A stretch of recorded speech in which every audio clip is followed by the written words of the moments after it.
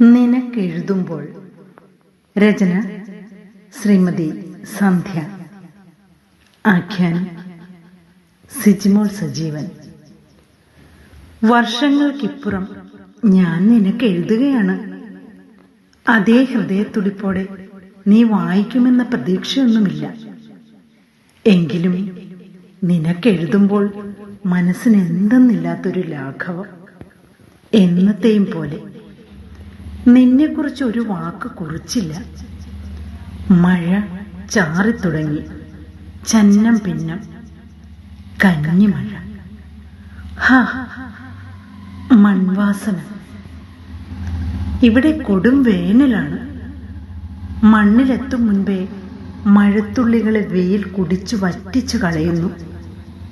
എങ്കിലും ഈ മഴച്ചാറ്റലിന് നല്ല തണുപ്പുണ്ട്.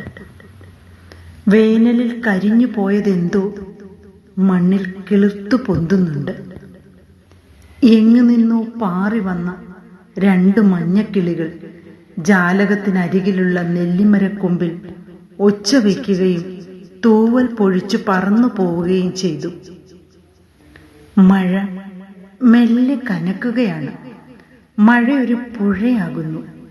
മഴയത്ത് ഒരു കടത്തു തോണി അകന്നു മാഞ്ഞു പോകുന്നു. നീ പുഴയുടെ മറുകരയിലാണെന്ന് ഞാൻ അറിയുന്നു. നിനക്കേറെ പ്രിയപ്പെട്ട പേരറിയാ പൂക്കളുടെ സുഗന്ധം ഇവിടമാകെ പരക്കുന്നു. പൂക്കൾ പുഴ നിറയുന്നു. പിന്നെയും മഞ്ഞക്കിളികൾ പാറി വന്ന് ചിറക് ചിക്കുന്നു. ജാലകത്തിലൂടെ ഇറച്ചാറ്റൽ എന്നെ തൊടുന്നു.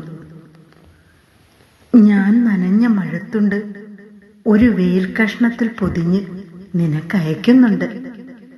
നീയും നനയുമല്ലോ അല്ലേ?